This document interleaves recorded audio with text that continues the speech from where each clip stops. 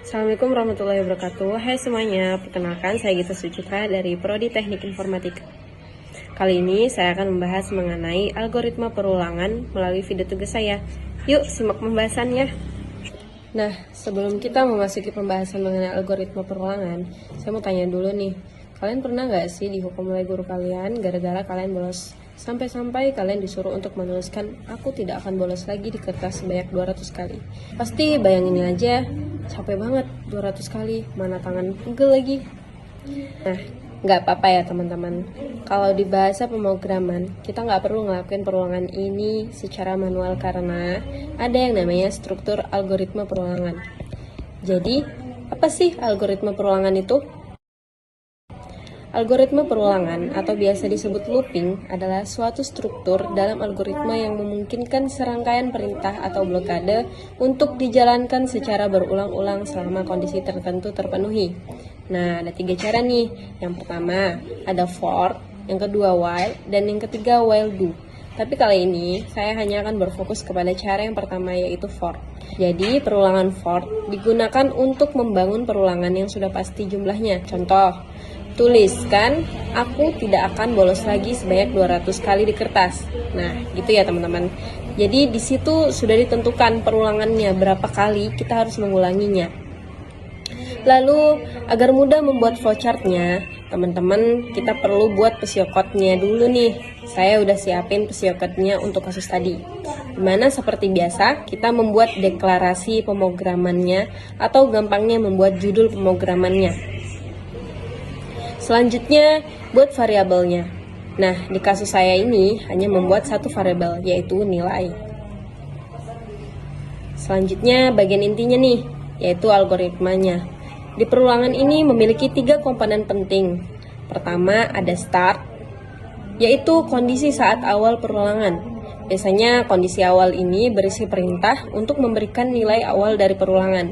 Di sini kita beri nilai awalnya yaitu 1, yang mana menandakan perulangan ini dimulai dari angka 1. Kemudian ada condition, adalah kondisi yang harus dipenuhi agar perulangan berjalan selama kondisi ini terpenuhi.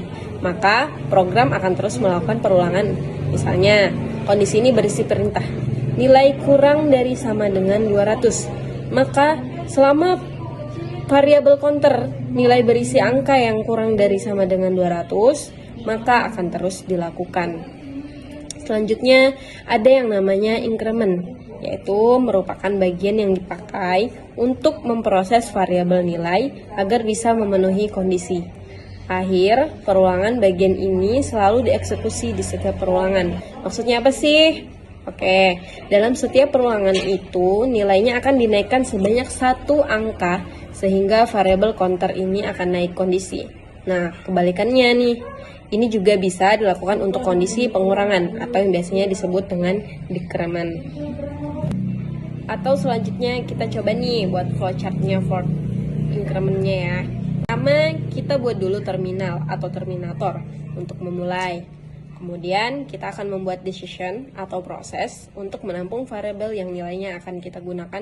Di sini tipe datanya integer ya teman-teman.